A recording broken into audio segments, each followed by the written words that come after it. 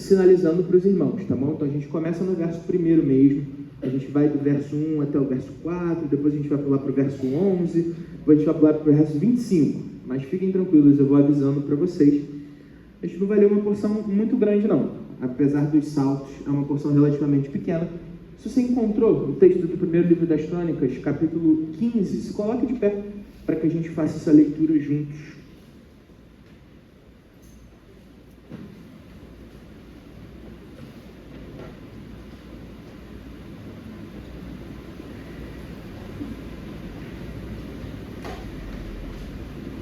O texto diz assim: depois que Davi construiu casas para si na cidade de Davi, ele preparou um lugar para a arca de Deus e armou uma tenda para ela. Então disse: somente os levitas poderão carregar a arca de Deus, pois para isso o Senhor os escolheu e também para ficarem sempre ao seu serviço. Davi reuniu todo Israel em Jerusalém para trazer a arca do Senhor até o lugar que ele havia preparado. Reuniu também os descendentes de Arão e os levitas. Versículo 11. Em seguida, Davi convocou os sacerdotes Zadoque e Abiatar, os levitas Uriel, Asaías, Joel, Semaías, Eliel e Aminadab, e lhes disse: vocês são os chefes das famílias levitas. Vocês e os seus companheiros levitas deverão se consagrar e trazer a arca do Senhor, o Deus de Israel, para o local que preparei para ela. Pelo fato de vocês não terem carregado a arca na primeira vez, a ira do Senhor, o nosso Deus, causou destruição entre nós. Nós não o tínhamos consultado sobre como proceder. Então os sacerdotes e os levitas se consagraram para transportar a arca do Senhor, o Deus de Israel. Os levitas carregaram a arca de Deus apoiando as varas da arca sobre os ombros, conforme Moisés tinha ordenado, de acordo com a palavra do Senhor. Davi também ordenou aos líderes dos levitas que encarregassem os músicos que havia entre eles de cantar músicas alegres, acompanhados por instrumentos musicais, liras, harpas e símbolos sonoros. Verso 25. Assim, com grande festa, Davi, as autoridades de Israel e os líderes dos batalhões de 1000 foram buscar a arca da aliança do Senhor que estava na casa de Obed-edom.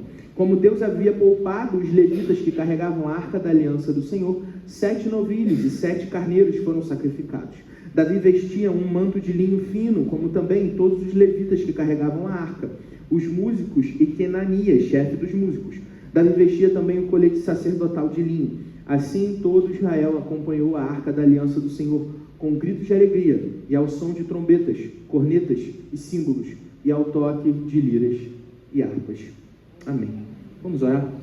Senhor Deus, graças te damos pela tua palavra aberta e partilhada entre nós. E te pedimos, Senhor, que nessa manhã os nossos corações estejam abertos e disponíveis para te ouvir. Que o mesmo Espírito que inspirou a Escritura possa aplicá-la no nosso coração nesse momento que nós pedimos. No teu nome, Senhor. Amém. E amém. Os irmãos podem se sentar.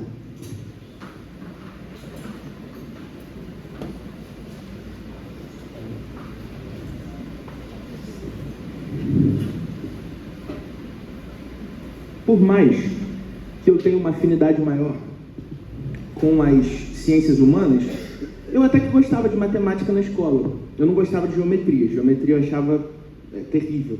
Mas eu gostava de álgebra. Gostava de resolver equação e tal. Achava bem legal. E aí, assim, algumas fórmulas eu aprendi com certa tranquilidade. Mas algumas operações matemáticas eram mais complicadas para mim, nem porque eu achava difícil, não. Mas porque eu tive certa defasagem no ensino ali no ensino médio. Eu fiz ensino médio técnico. E a ênfase era toda no técnico. E o médio ficava meio deixado de lado. E aí, quando eu ia fazer provas e tal, isso era um pouco mais difícil. Mas antes até de eu chegar no ensino médio, quando eu estava fazendo a prova para ir para o ensino médio, eu fiz lá a prova da FATEC e caiu uma questão que era a seguinte: se a quinta-feira, 14 de outubro, é um sábado, que dia da semana será o dia 22 de fevereiro? Era essa a pergunta. E aí, o que eu fiz? Desenhei o calendário. Óbvio. Desenhei o calendário de outubro a fevereiro e fui contando o dia, até chegar o dia da semana correta. Queria dizer para vocês, eu acertei a questão, tá? Queria falar nada não, mas eu acertei. Agora, o fato é que esse meu método foi um método, complicado, né? Existe uma fórmula para isso. Eu não faço ideia de qual seja, tá? Mas ela existe, confia em mim. A pergunta estava lá porque existia uma fórmula. E a gente aprende essas coisas na escola, né? Quando o professor ensina pra gente um jeito de fazer uma operação matemática, e quando chega na prova, eu coloco o resultado, não coloco a operação, o professor reclama, né? Porque ele fala, bom, eu quero saber como é que você chegou nesse raciocínio. E se o seu raciocínio é diferente do raciocínio do professor, ele tira ponto, porque ele quer que você use aquela operação matemática. Você pensa, mas que desgraça, eu acertei o resultado, né? O resultado importava, por que eu preciso usar essa operação específica? Por que eu preciso usar esse método para chegar naquele resultado? Bom, existe uma função didática aqui. O professor nos quer ensinar fórmulas e operações que vão nos ajudar no futuro. Se eu tivesse aprendido a fórmula lá, eu não tinha desenhado o calendário todo na prova e não tinha perdido tanto tempo numa única questão. Afinal de contas, eu passei, funcionou, me atendeu. Mas às vezes a gente padece porque a gente questiona o método, a gente está preocupado em como as coisas vão ser, mas a gente meio que ignora o meio do caminho. Existe uma função didática no método. Usar aquela fórmula e não outro jeito qualquer para resolver, tem um porquê. É um detalhe? É um detalhe. Mas a gente vai conversar hoje sobre como detalhes importam, porque afinal de contas, detalhes importam, e importam mesmo. A gente está começando esse novo ciclo de leituras no Antigo Testamento, e a gente está partindo do livro das Crônicas por uma razão bastante específica, que é o seguinte: a gente dividiu o Antigo Testamento em duas partes, né? Na intenção de que a gente possa aproveitar um pouco melhor os textos que estão ali registrados. Se a gente tivesse que ler em um único ano todo o Antigo Testamento, a carga de leitura ia ser muito pesada e ficaria difícil para a gente acompanhar o que o Senhor está querendo nos falar através desses textos. E aí, nessa divisão, o método que a gente escolheu foi o seguinte: na primeira metade, a gente examinou os textos que vão do Gênesis até o momento antes do cativeiro do povo na Babilônia. Então, a gente acompanhou essa primeira parte da história. Nessa segunda metade do Antigo Testamento, a gente vai partir para os escritos que são sob a ótica pós-cativeiro babilônico. Ah, mas o livro das Crônicas não registra acontecimentos do tempo dos reis? Sim, é verdade. Mas eles são registrados a partir da ótica da volta do cativeiro. Isso é muito, muito importante. A gente tem as mesmas histórias, mas a gente tem um novo olhar, uma nova maneira de enxergar essas histórias. E quando eu digo as mesmas histórias, é força de expressão. A gente tem alguns acréscimos e algumas omissões, né? Os livros das Crônicas não são exatamente iguais aos livros dos reis, justamente porque a proposta de cada um desses materiais é diferente. O cativeiro babilônico, ele é um divisor de águas na história do antigo Israel, né?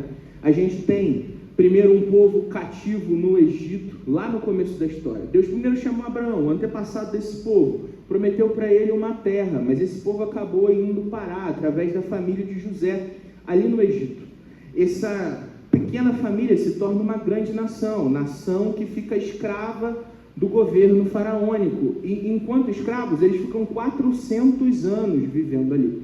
Quando esse povo já está estabelecido, o faraó começa a temer uma revolta, uma insurreição dessa que não é mais uma família, mas uma grande nação. E o que vai acontecer é, Deus vai levantar um libertador, Moisés como aquele representante que vem da parte de Deus, para tirar o povo do cativeiro. Moisés então guia o povo pelo deserto até a terra que Deus havia prometido aos antepassados daquela nação. Mas quando eles chegam à porta, aquela geração duvida do poder de Deus. Eles olham para quem vive naquela terra e pensam, essas pessoas são muito poderosas, a gente tem gigantes vivendo aqui, a gente não vai dar conta, vamos ficar por aqui mesmo. E Deus então pune aquela nação dizendo o seguinte: vocês não entrarão na terra, e Moisés é punido junto com eles. Essas pessoas então, elas não recebem a terra prometida, mas são seus filhos, aqueles que estavam ainda crescendo no meio dessa história, que acabam conquistando depois sob o governo de Josué. Josué, então, como sucessor de Moisés, assume a conquista da terra prometida. Eles, então, entram em Canaã, sujeitam as nações vizinhas ao governo do Senhor, embora Deus havia mandado que eles exterminassem aqueles povos. Existe uma preservação de alguns povos, isso vai custar muito caro para Israel um pouco mais lá na frente. Essa nação se estabelece ali. Embora seja uma nação, ela ainda é tribal. São núcleos familiares, são tribos que se reuniram debaixo de um governo que era para ser centralizado. O próprio Deus era o rei deles, mas eles viviam como se cada um pudesse fazer o que quisesse. A gente conhece essa história, a gente leu lá o livro dos Juízes. Não existia rei em Israel, cada um fazia o que bem entendia. A gente vai ver uma sucessão de intervenções de Deus no cuidado daquele povo, até que em um momento eles dizem assim: nós queremos ser como as nações vizinhas, nós queremos ter um rei. Primeiro um rei segundo o coração deles, Saul. Esse rei então depois é morto, depois de substituído por um rei segundo o coração do próprio Deus, Davi. Davi, entre trancos e barrancos, unifica o reino, faz uma única nação, mas na sucessão de Davi, a gente vê uma divisão entre reino do norte e reino do sul. É nesse período da divisão que a gente vai ter esse povo sendo, primeiro o norte, dizimado pelos assírios, e então o sul, sendo levado cativo pelos babilônicos. A história que a gente vai começar a examinar daqui para frente é como esse reino do sul, Judá, volta para casa, volta para Jerusalém, depois de 70 anos preso no seu cativeiro. Mas antes da gente ouvir sobre como foi esse retorno, a gente precisa escutar esse povo contando as histórias pelas quais eles já haviam passado. Quando o cronista escreve o livro das crônicas, ele o faz com a intenção de relembrar aquele povo do cuidado gracioso de Deus em todo o tempo, mesmo em meio às situações difíceis. O passado, então, ele é olhado pela ótica do Deus que cuida da nação.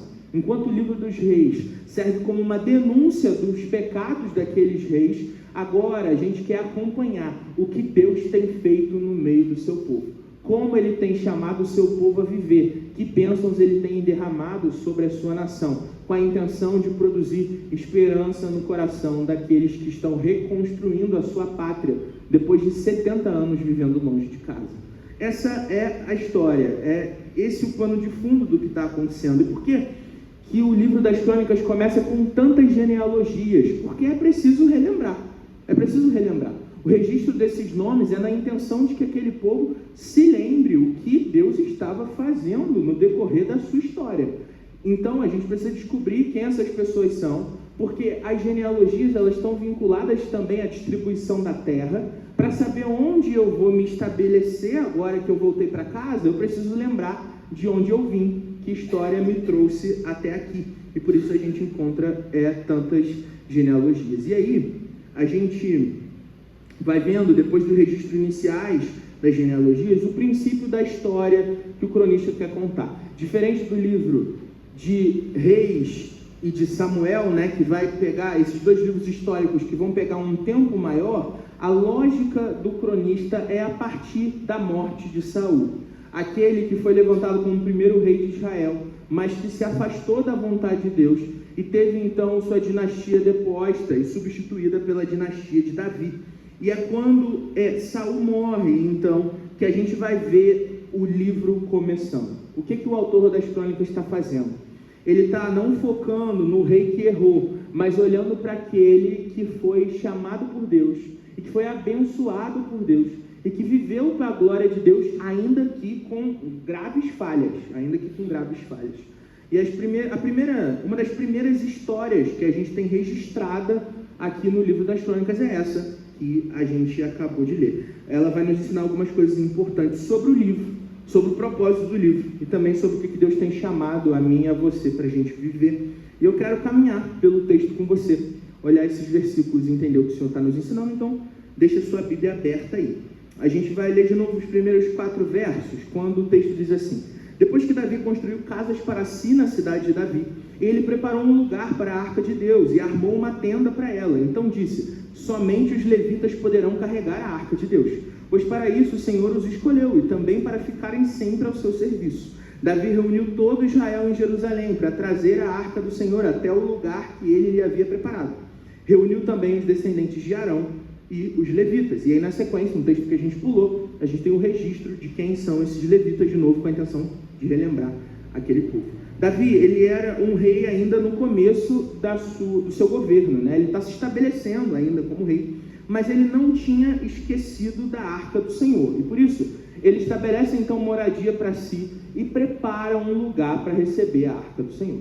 E aí, parece que a gente caiu de paraquedas, no meio de uma história aqui. A gente estava no Apocalipse e de repente a gente está falando de arca, e Obed-Edom, e não sei o que, e Levita, e está meio confuso. Então, vamos recapitular.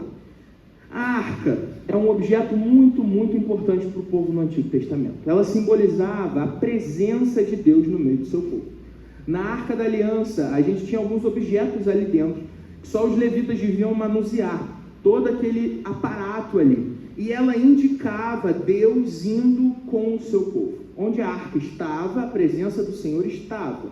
Se a arca era bem cuidada, então bênção de Deus era derramada sobre o povo. Mas se a arca era maltratada, então maldição de Deus era derramada sobre o povo. E o que aconteceu? Na época do reinado de Saul, os filisteus, que são uma nação pedra no sapato de Israel durante toda a história do Antigo Testamento, eles roubam a Arca da Aliança e levam ela para as suas terras. Colocam a arca lá numa carrocinha e levam ela embora. Essa arca chega na nação filisteia e ela começa a trazer muitos prejuízos para aquele povo. Deus não estava satisfeito da sua arca ter sido roubada por uma nação estrangeira, e doenças, pragas começam a acometer aquelas pessoas ali. E aí o governante ali da região onde a arca estava, ele falou assim, manda esse negócio embora, manda embora porque não está dando certo. Era para trazer bênção para a gente. Qual foi a mentalidade deles? Assim como a gente domina os nossos deuses, a gente vai dominar também o Deus de Israel. Se a gente tem esse objeto sagrado, então a gente vai fazer com que esse Deus dos israelitas nos sirva segundo a nossa própria vontade. Mas Deus não entra nesse esquema. Deus não está submetido ao governo de homem algum. Portanto, ele começa a trazer desgraça para aquele povo. Então, eles colocam a arca numa carrocinha, prendem umas vacas que tinham acabado de parir e pegam os filhotes, os bezerrinhos, e amarram eles, escondem eles dentro de uma prisão. Do tipo assim, o instinto materno daquela vaca vai fazer ela ir atrás do filhote. Mas se ela for na direção de Israel, então é Deus quem está conduzindo a carroça. E é assim que acontece. A carroça vai na direção de Israel. E quando chega ali na primeira cidade, a galera fica um pouco com medo e manda, então, ela para Queriat Searim, onde ela passa 20 anos. A Arca da Aliança fica 20 anos naquela cidade. E aí, Davi, no começo do seu governo, ele tenta uma empreitada para levar a Arca do Senhor de volta para Jerusalém. Esse texto que a gente leu não é a primeira vez que Davi está tentando. Ele já tentou antes, e essa história a gente vê lá no capítulo 13. Eu vou ler alguns versos pensados para vocês, o verso 3, o verso 8 a 10, depois o verso 12. O texto fala assim: vamos trazer de volta a arca do nosso Deus, pois não nos importamos com ela durante o reinado de Saul. Davi e todos os israelitas dançavam e cantavam com todo vigor diante de Deus, ao som de harpas, liras, tamborins, símbolos e trombetas. Quando chegaram à eira de Quidom, Uzá esticou o braço e segurou a arca, porque os bois haviam tropeçado. A ira do Senhor se acendeu contra Uzá, e ele o feriu por ter tocado na arca. Uzá morreu ali mesmo, diante de Deus. Naquele dia, Davi teve medo de Deus e se perguntou: como vou conseguir levar a arca de Deus? Aquele povo estava tentando recuperar o zelo que tinha sido perdido no tempo de Saul. A arca foi roubada pelos filisteus e Saul fez pouco caso. Ela então vai para Queriat Searim e fica 20 anos lá, e Saul faz pouco caso. Quando Davi assume o governo de Israel, ele fala: não, as coisas não podem ficar assim, a gente não pode destratar a arca do Senhor, vamos levá-la de volta. Mas ele escolhe o método errado. Então Davi teme diante do Deus que é justo e, mais do que justo, punitivo com aqueles que descumprem a sua vontade. Então ele se pergunta: o que a gente vai fazer? Por alguns meses depois desse episódio, a arca fica na casa de Obed-Edom, aquele que a gente viu aqui no texto que a gente acabou de ler, de onde Davi vai retirar a arca. E durante esses meses que ela fica ali, Obed-Edom é profundamente abençoado pela presença da arca do Senhor ali na sua casa. Ao contrário do que se podia imaginar, ele não é punido de jeito nenhum, mas Deus derrama graça sobre a vida dele, porque aquele homem cuida da arca de Deus com dedicação, com zelo, com justiça. Davi não desiste, porque a arca, ela importava, Então, ele monta uma segunda tentativa, e essa segunda tentativa é a que a gente acabou de ler aqui. Eu quero ler de novo com você, lá nos versos 11 a 16, e depois os versos finais também. O texto diz assim: em seguida, Davi convocou os sacerdotes, Zadok e Abiatar, os levitas Uriel, Asaías, Joel, Semaías, Eliel e Aminadab, e lhes disse: vocês são os chefes das famílias levitas. Vocês e os seus companheiros levitas deverão se consagrar e trazer a arca do Senhor, o Deus de Israel, para o local que preparei para ela. Pelo fato de vocês não terem carregado a arca na primeira vez, a ira do Senhor, o nosso Deus, causou destruição entre nós. Então prestem atenção, nós não tínhamos consultado sobre como proceder. Então os sacerdotes e os levitas se consagraram para transportar a arca do Senhor, o Deus de Israel. Os levitas carregavam a arca de Deus apoiando as varas da arca sobre os ombros, conforme Moisés tinha ordenado. E preste atenção, de acordo com a palavra do Senhor. Davi também ordenou aos líderes dos levitas que encarregassem os músicos que havia entre eles de cantar músicas alegres, acompanhados por instrumentos musicais, lira, harpa, símbolos sonoros. Assim, com grande festa, Davi e as autoridades de Israel, os líderes dos batalhões de 1000, foram buscar a arca da aliança do Senhor, que estava na casa de Obed-edom. Verso 28. Assim, todo Israel acompanhou a arca da aliança do Senhor, com gritos de alegria, e ao som de trombetas, cornetas e símbolos, e ao toque de lira e de harpa. Tem uma coisa curiosa nesses dois relatos, na primeira e na segunda tentativa de Davi de levar a arca de volta. Nas duas, a gente tem o mesmo contexto de celebração, a mesma festa, os mesmos instrumentos musicais, a mesma alegria diante do Senhor, o mesmo zelo, a mesma intenção, o mesmo coração. Mas tem uma coisa, um detalhe, coisa assim, que passa despercebido. Eles não tinham consultado o Senhor. Davi fala assim, nós não tínhamos consultado Deus sobre como proceder. A gente só foi lá e fez, porque a gente queria, a gente entendeu que aquilo era bom, com certeza era a vontade de Deus, Deus queria que a arca viesse para cá. E aí a gente meio que foi lá e fez.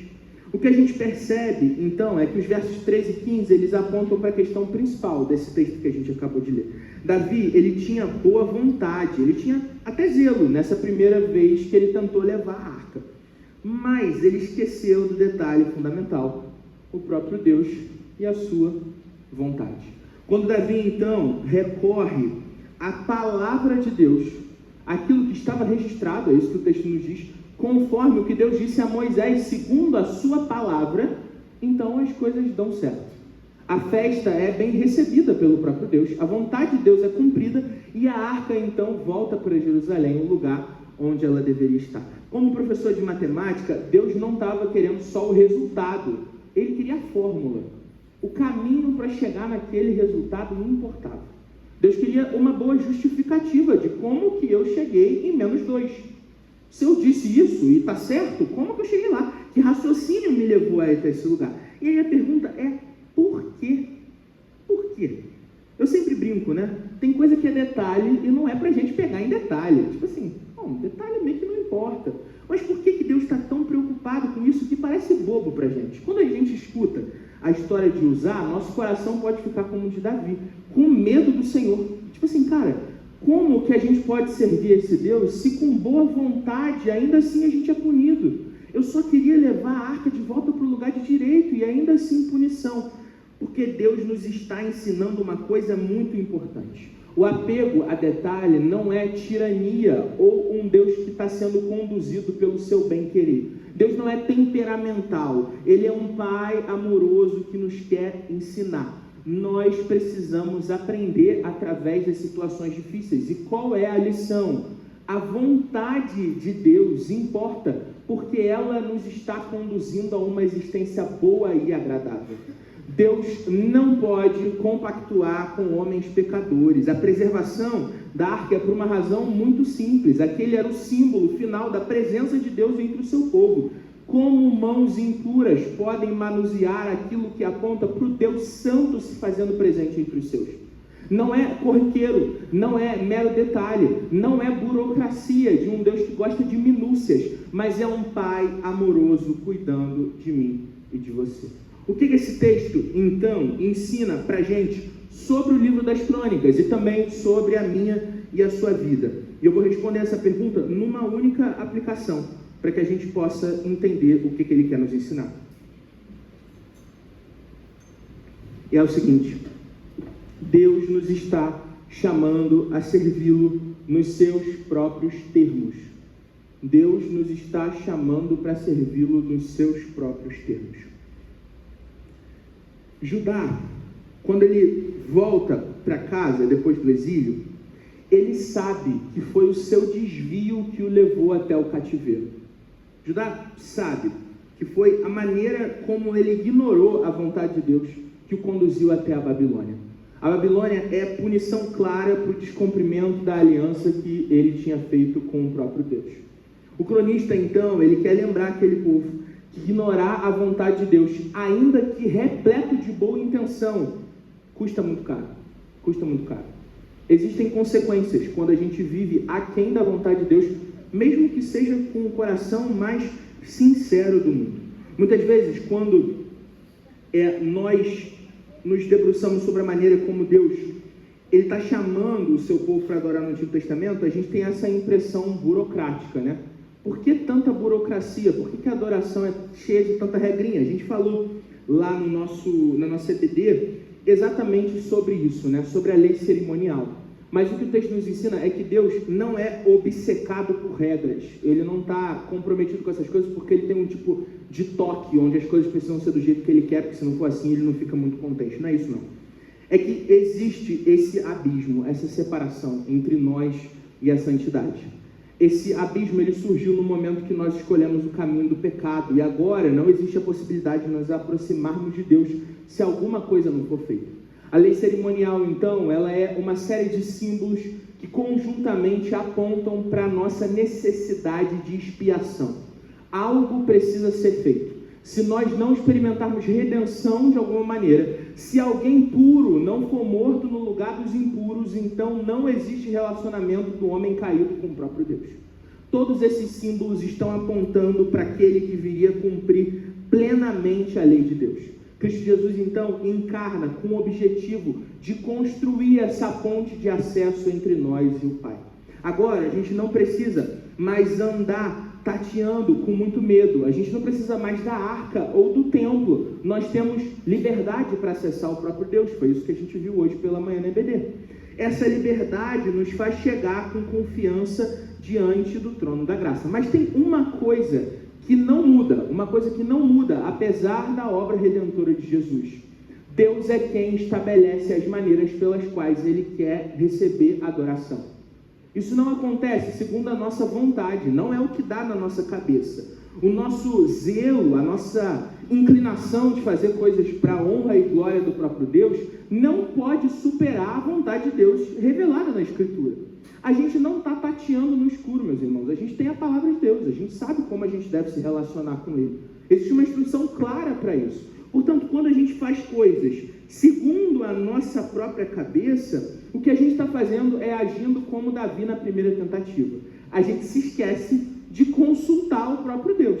A gente vai lá, faz as coisas, mas a gente não pergunta para Ele como Ele quer que a gente haja, como Ele quer que a gente proceda. E aí, na tradição reformada, quando a gente fala do culto, a gente tem um princípio, que a gente chama de princípio regulador do culto. Qual que é a ideia do princípio regulador do culto? O que está na Escritura, a gente faz. O que não está na Escritura, a gente não faz. Porque Deus está nos chamando a cultuá-lo segundo os seus próprios termos. Mas essa ideia que está presente em toda a sua palavra, ela está indo muito além da reunião dominical, tá? Deus não está falando só sobre como Ele quer ser adorado no nosso tempo de culto. Não é só sobre isso. Mas Ele está falando sobre como a nossa vida deve ser, porque afinal de contas, toda a nossa existência é um culto ao próprio Deus. Ou assim, pelo menos, deveria ser. Com essa história, então, a gente aprende que as nossas vidas, elas precisam ser entregues, depositadas, colocadas diante do Senhor, como ofertas que são agradáveis a Ele. Para que isso aconteça, nós não podemos viver segundo os nossos próprios termos. Sinto muito lhe informar. Se você está vivendo a vida como quem acorda de manhã, faz reflexões sobre o que você quer fazer, então vai lá e faz, alguma coisa está fora do lugar. Alguma coisa está fora do lugar. A gente acaba se tornando, então, gente que está comprometido em sentir, pensar e agir segundo os próprios termos. As nossas vísceras nos movem e a gente ignora a vontade de Deus. Muitas vezes, nós até fazemos coisas que nós esperamos agradar a Deus, mas que a gente faz sem consultar a palavra de Deus. E aí, pasmem, não vai dar certo. A gente vai se ver como usar no meio do caminho. Vendo o boi tropeçar, e pensando, não quero que a arca de Deus caia, então eu vou segurar a arca do Senhor. Mas porque Uzá ignora a palavra de Deus, que dizia que ele não devia nem estar ali, que a arca não devia nem ser carregada daquele jeito, então eu sou punido, por mais que eu vá com boa intenção. E a gente não tem a desculpa da ignorância de Uzá. Pode ser que Uzá nunca tivesse lido lá o texto original. Vamos trazer essa aí para ele? Deixar esse voto, né, para Uzá. Pode ser que ele nunca tivesse lido. A gente não tem essa desculpa. A gente conhece a palavra de Deus, a gente tem acesso a ela, e a gente foi chamado a uma vida que é marcada no ordinário para cumprir a vontade de Deus. Então, quando a gente vive a nossa ética do jeitinho brasileiro, quando a gente faz as coisas da nossa maneira, quando a gente vive rodeados pelos nossos pecados sexuais ocultos, quando a gente cultiva a ira no nosso coração, quando a gente dissemina ódio, dizendo que está fazendo isso para cumprir a palavra de Deus, quando a gente congrega o evangelho com qualquer outra construção ideológica que não é a palavra de Deus, quando a gente é desleixado nos nossos compromissos acadêmicos, profissionais, pessoais, quando a gente é desrespeitoso na nossa casa, quando a gente é violento no trânsito, quando o nosso coração odeia o nosso irmão, e a gente faz isso sem às vezes nem precisar falar, quando a gente despreza aquele que sabe menos que a gente, quando a gente trata com indiferença as pessoas que estão passando por necessidade, quando a gente faz todas essas coisas, o que a gente está fazendo é apontando para uma realidade muito mais séria e muito mais grave. Nós temos vivido como gente que tem zelo por fora, mas que por dentro está totalmente afastada da palavra de Deus. Nós nos tornamos, então, cristãos culturais. É legal ser crente. A gente vê cada vez mais gente dizendo por aí que é cristã. É bacana, é super bacana. A gente tem uma plataforma cristã no Brasil, cada vez cresce mais. Ser um influenciador cristão é legal. Você ser uma celebridade que se converteu é maneiro. Você ir para a igreja XY é super instagramável. Então eu começo a pensar na fé como um movimento cultural. E ela deixa de ser uma transformação do evangelho nos nossos corações. E aí, o que era para ser zelo, na verdade, se torna descuido. Deus precisa ser consultado sobre a maneira como a gente vai viver a vida. Deus nos chamou a servi-lo nos seus próprios termos. O rei Davi, no capítulo 16, ele vai colocar a arca no lugar que lhe é própria, preparada na tenda que ele preparou, vai reunir ali os levitas e sistematizar a maneira como eles devem cuidar daquela arca. Ele vai então orar pelo povo de Israel e agradecer a Deus pelas bênçãos que Deus tem derramado. Então vai registrar um salmo de gratidão a Deus. Um salmo de gratidão a Deus.